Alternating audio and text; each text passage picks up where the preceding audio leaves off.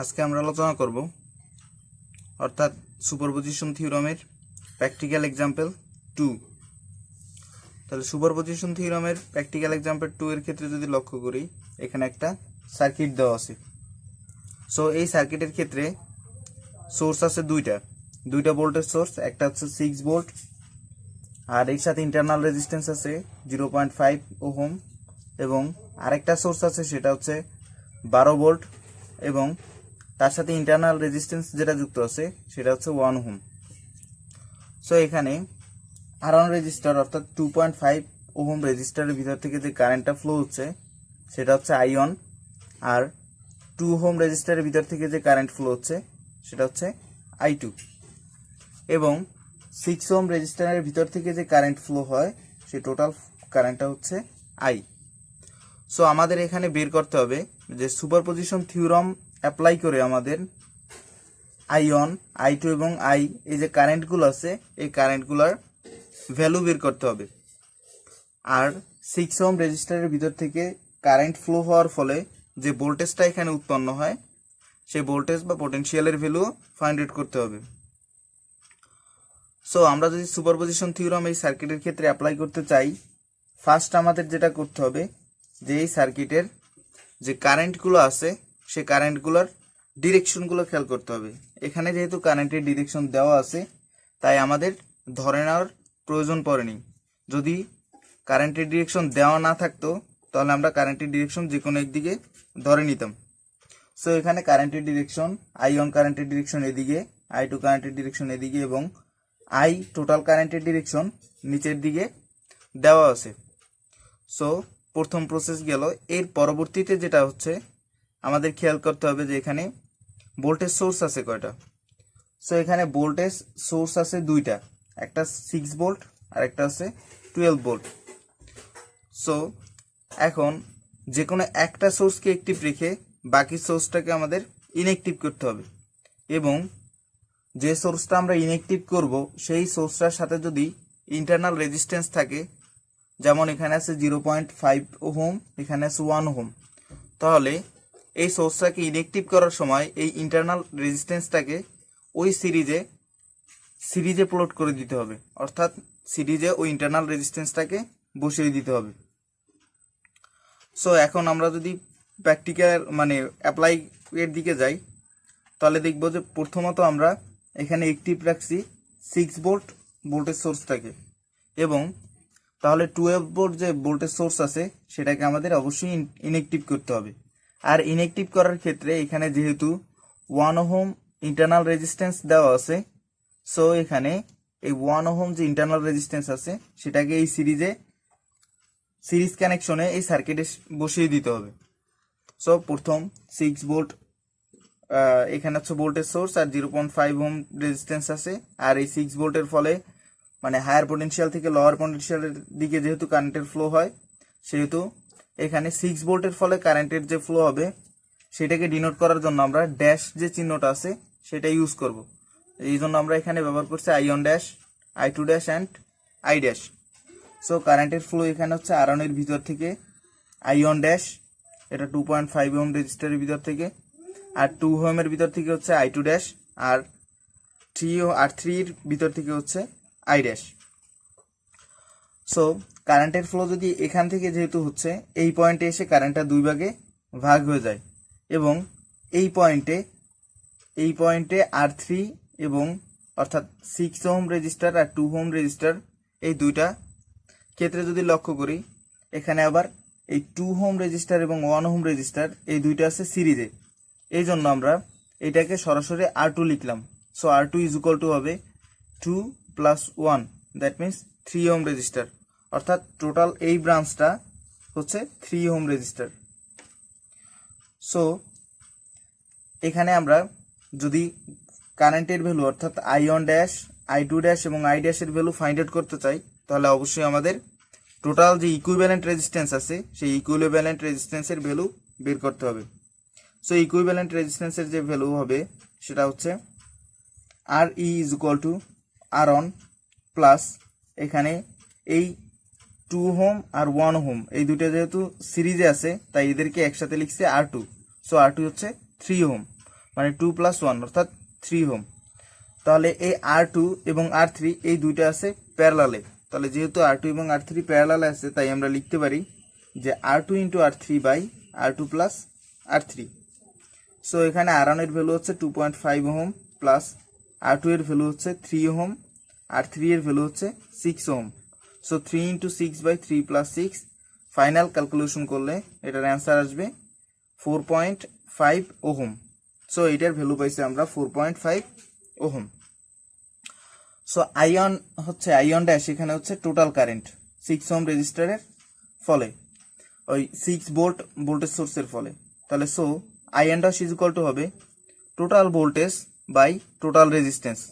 So total voltage হচ্ছে এখানে V, যেটার ভ্যালু হচ্ছে 6 ভোল্ট, এবং টোটাল যে রেজিস্ট্যান্স সেটা হচ্ছে এই ইকুইভ্যালেন্ট রেজিস্ট্যান্স অর্থাৎ আর প্লাস ইন্টারনাল রেজিস্ট্যান্স যেটা আছে 0.5 ওহম সেটা। সো এখানে টোটাল রেজিস্ট্যান্স আর এর ভ্যালু হচ্ছে 4.5 এবং ইন্টারনাল রেজিস্ট্যান্সের ভ্যালু হচ্ছে 0.5। তাহলে 0.5 যেহেতু হচ্ছে, তাহলে এখান থেকে আমরা আইয়ন ড্যাশের ভ্যালু পাচ্ছি 1.2 এম্পিয়ার। সো এখান থেকে খুব সহজেই আমরা আইয়ন ড্যাশের ভ্যালুটা বের করে ফেললাম। তাহলে আইয়ন ড্যাশের ভ্যালু যেহেতু আমরা এখানে পাইছি, তাহলে এর পরবর্তী যে স্টেপ সেটা হবে আমাদের এখন যে I2 ড্যাশ এবং I ড্যাশ এই কারেন্টের ফ্লোগুলো বের করা। তাহলে এখন যেহেতু I ড্যাশ যেহেতু R2 রেজিস্ট্যান্স অর্থাৎ 2 এবং 1 ওহম রেজিস্ট্যান্স মিলে হচ্ছে R2 রেজিস্ট্যান্স, এই R2 রেজিস্ট্যান্স এবং R3 রেজিস্ট্যান্স এরা যেহেতু প্যারালালে আছে, তাই এখানে আমরা খুব সহজেই কারেন্ট ডিভাইডার রুল ইউজ করতে পারি। সো এখানে যদি আমরা কারেন্ট ডিভাইডার রুল ইউজ করি, তাহলে প্রথমত যেটা দেখব যে I2 dash is equal to হবে টোটাল কারেন্ট, যেটা হচ্ছে আইয়ন ড্যাশ ইন্টু এর বিপরীতে যে রেজিস্ট্যান্স সেটা হচ্ছে R3। তাহলে R3 বাই দুইটা রেজিস্ট্যান্সের যোগফল, দ্যাট মিনস R2 + R3। এখানে R2 এর ভ্যালু কিন্তু 3 ওহম। সো এখানে আইয়ন ড্যাশের ভ্যালু আমরা আগেই ফাইন্ড আউট করছি, সেটা হচ্ছে 1.2 ampere. So 1.2 into 6/3 + 6, that means I2 ড্যাশের ভ্যালু হচ্ছে 0.8 এম্পিয়ার। তো এখান থেকে আমরা I2 ড্যাশের ভ্যালু ক্যালকুলেট করলাম। এর পরবর্তী স্টেপে আমরা I ড্যাশের ভ্যালু ক্যালকুলেট করব। তাহলে I ড্যাশের ভ্যালু যেটা হবে I dash is equal to total current, সেটা হচ্ছে আইয়ন ড্যাশ ইন্টু, অর্থাৎ I ড্যাশ যেহেতু R3 এর ভিতর থেকে ফ্লো হচ্ছে, তার বিপরীত যে রেজিস্ট্যান্স আছে সেটা যাবে উপরে। সো R2 রেজিস্ট্যান্স যাবে উপরে। সো এখানে আছে R2 বাই টোটাল রেজিস্ট্যান্সের যোগফল, সেটা হচ্ছে R2 + R3। So I dash is equal to হবে 1.2 ইন্টু 3 R2 এর ভ্যালু, আর R2 + R3 এর ভ্যালু হচ্ছে 3 + 6। সো এখান থেকে সিম্পলিফাই করলে এটার ভ্যালু আসবে 0.4 এম্পিয়ার। সো আমরা এখান থেকে 6 ভোল্ট ভোল্টেজ সোর্সটাকে অ্যাক্টিভ রেখে 12 ভোল্ট ভোল্টেজ সোর্সটাকে ইনঅ্যাক্টিভ করার পরে 6 ভোল্টের জন্য যে ইন্ডিভিজুয়াল কারেন্টের ফ্লো হয়, অর্থাৎ I one dash, I2 dash and I dash, এগুলোর ভ্যালু ফাইন্ড আউট করলাম।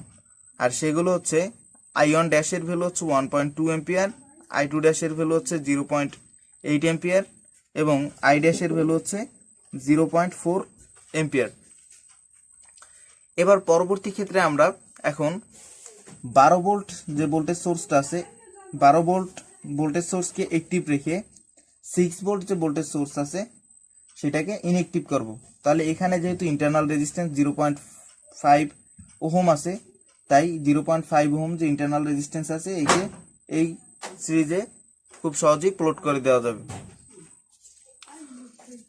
তো এর পরবর্তীতে যদি আমরা দেখি, এবারে আমরা 12 ভোল্ট যে ভোল্টেজ সোর্সটা আছে, তাহলে সেইটাকে হচ্ছে আমরা এবার অ্যাক্টিভ করছি, অর্থাৎ এখানে 12 ভোল্ট ভোল্টেজ সোর্সটা অ্যাক্টিভ। আর 6 ভোল্ট যে ভোল্টেজ সোর্স আছে সেটাকে আমরা ইনঅ্যাক্টিভ করছি। তাহলে 6 ভোল্টের সাথে ইন্টারনাল রেজিস্ট্যান্স ছিল 0.5 এম্পিয়ার, তাই 0.5 ওহম যে ইন্টারনাল রেজিস্ট্যান্স আছে সেটাকে আমরা এই সার্কিটে সিরিজে প্লট করে দিচ্ছি। সো এখন 12 ভোল্টের জন্য কারেন্টের ফ্লো হবে হায়ার পোটেনশিয়াল থেকে লোয়ার পোটেনশিয়ালের দিকে। সো হায়ার পোটেনশিয়াল থেকে লোয়ার পোটেনশিয়াল দিকে ফ্লো হওয়ার ক্ষেত্রে এখানে I2 ডাবল ড্যাশ দ্বারা আমরা 12 ভোল্ট যখন সোর্স অ্যাক্টিভ তখন যে কারেন্টের ফ্লো সেটাকে হিসাব করার জন্য আমরা I2 ডাবল ড্যাশ ব্যবহার করছি। তাহলে যেহেতু I2 ডাবল ড্যাশ ব্যবহার করছি, সো মানে ডবল ড্যাশ চিহ্নটা আমরা এখানে এটা ইন্ডিকেট করার জন্য ব্যবহার করছি। সো 12 ভোল্টের জন্য I2 ডাবল ড্যাশ যে কারেন্ট সেটা ফ্লো হচ্ছে আরন রেজিস্টার অর্থাৎ 2 ওহম রেজিস্টারের ভিতর থেকে, আর সেটা গিয়ে এখানে দুইটা ব্রাঞ্চে ভাগ হচ্ছে। একটা হচ্ছে I1 ডাবল ড্যাশের ভিতর থেকে যাচ্ছে, মানে আরেকটা হচ্ছে যায় তোমার I ডাবল ড্যাশ আকারে R3 এর ভিতর থেকে ফ্লো হচ্ছে। সো এখানে আবার লক্ষ্য করলে দেখা যায় যে 2.5 ওহম রেজিস্টার আর 0.5 ওহম রেজিস্টার এই দুইটা আছে সিরিজে। সো এই দুইটা রেজিস্টারকে একলার সাথে আমরা যদি লিখি তাহলে সেটা হবে R2। সেই R2 এর ভ্যালু হচ্ছে R2 is equal two 2.5 plus 0.5 that means 3 ohm. তাহলে এখান থেকে R2 এর ভ্যালু পেলাম আমরা 3 ওহম, আর R3 এর ভ্যালু যেটা পাইছি সেটা হচ্ছে 6 ওহম। তাহলে খুব সহজেই I2 ডাবল ড্যাশ এই টোটাল কারেন্টের ভ্যালু বের করার জন্য আমাদের টোটাল রেজিস্ট্যান্সটা আগে ক্যালকুলেট করতে হবে। So I2 double dash is equal to হবে total voltage V by total resistance, সেটা হচ্ছে ইকুইভ্যালেন্ট রেজিস্ট্যান্স R প্লাস এখানে যে ইন্টারনাল রেজিস্ট্যান্স আছে সেটা হচ্ছে 1 ওহম। সো আমরা equivalent resistance R is equal to পাই এখানে R1 প্লাস এর সাথে R1 এর সাথে সিরিজ আছে যা তোমার R3 এবং R2 এই যে দুইটা রেজিস্টার আছে এই দুইটা আছে প্যারালালে এবং তার সাথে R1 আছে সিরিজে। সো আমরা খুব সহজেই লিখতে পারি যে R1 plus R2 into R3 by R2 plus R3। That means R1 এর যে ভ্যালু সেটা হচ্ছে 2 ওহম প্লাস R2 এর ভ্যালু হচ্ছে 2.5 প্লাস 0.5 দ্যাট মিনস 3 ওহম। তাহলে 3 পেলাম এবং R3 এর ভ্যালু হচ্ছে 6 ওহম।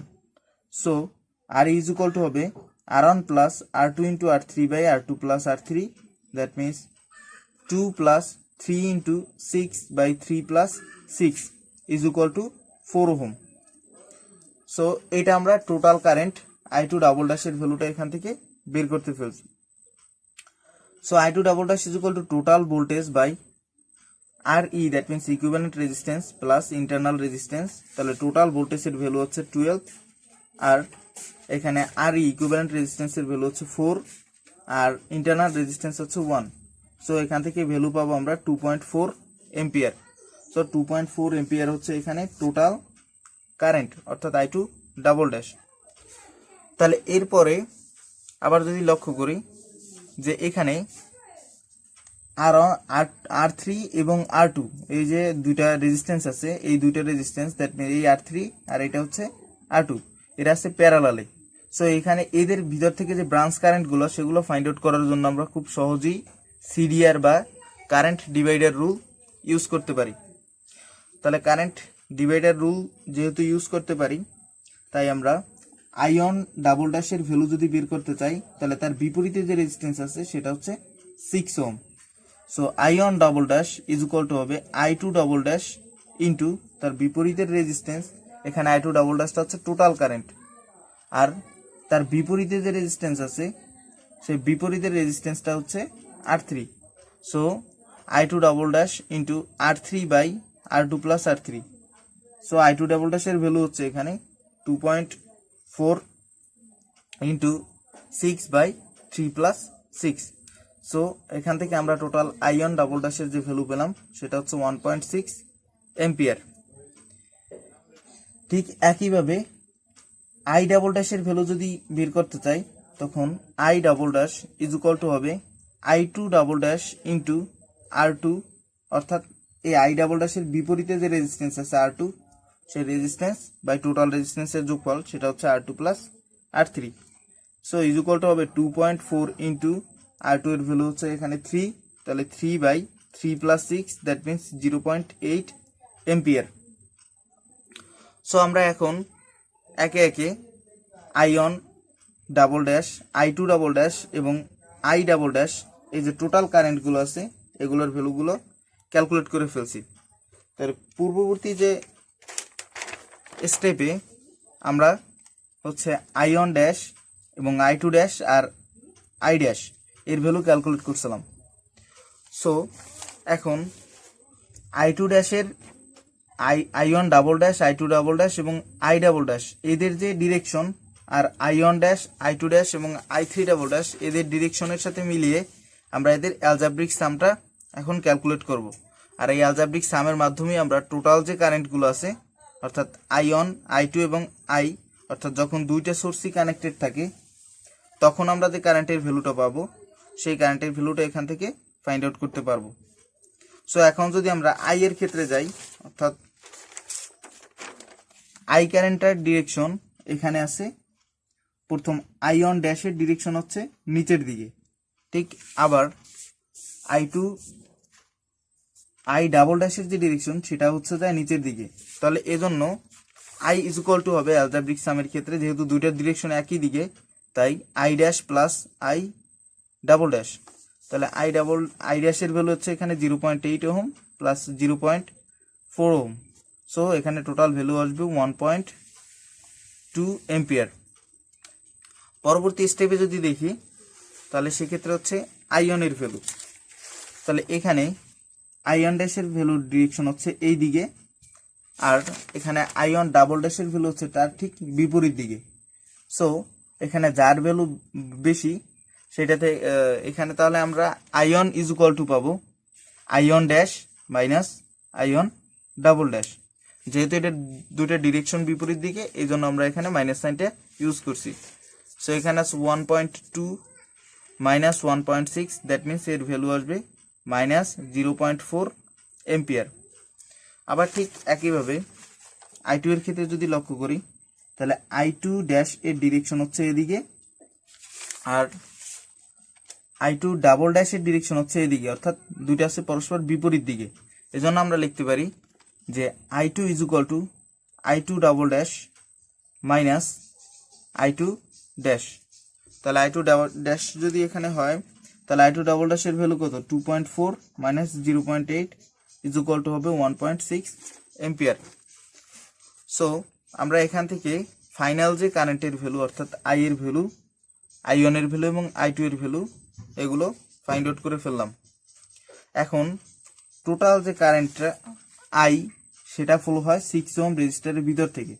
তাহলে এটা যেহেতু 6 ওহম রেজিস্টারের ভিতর থেকে ফ্লো হয় তাহলে এর যে ভোল্টেজ তৈরি হয় সেই ভোল্টেজের ভ্যালু হবে V is equal two I into R, অর্থাৎ voltage through the across the 6 ohm register এর ক্ষেত্রে V ইজ ইকুয়াল টু হবে IR। সো এখানে I এর ভ্যালু হচ্ছে 1.2 ইন্টু R এর ভ্যালু হচ্ছে 6, অর্থাৎ টোটাল ভ্যালু আসবে 7.2 ভোল্ট। সো এখান থেকে আমরা খুব সহজেই সুপারপজিশন থিওরাম অ্যাপ্লাই করে এই সার্কিটে সুপারপজিশন থিওরাম অ্যাপ্লাই করে I1 I2 এবং I এদের ভ্যালু বের করলাম এবং 6 ওহম রেজিস্টারের ভিতর থেকে যে পরিমাণ ভোল্টেজটা তৈরি হয় সেই ভোল্টেজটাও বের করলাম যার ভ্যালু হচ্ছে 7.2 ভোল্ট। অর্থাৎ এই সুপারপজিশন থিওরামের এক্সাম্পল এবং এর যে থিওরিটিক্যাল স্টেটমেন্ট এবং এর প্রসেস এর যে ভিডিওগুলো আছে এই ভিডিওগুলোর লিঙ্ক আমি ডিসক্রিপশন বক্সে দিয়ে দেবো। তাছাড়াও এখানে CDR বা কারেন্ট ডিভাইডার রুলের যে ভিডিও লিঙ্ক আছে সেটাও আমি ডিসক্রিপশন বক্সে দিয়ে দেবো। So thank you for watching this video.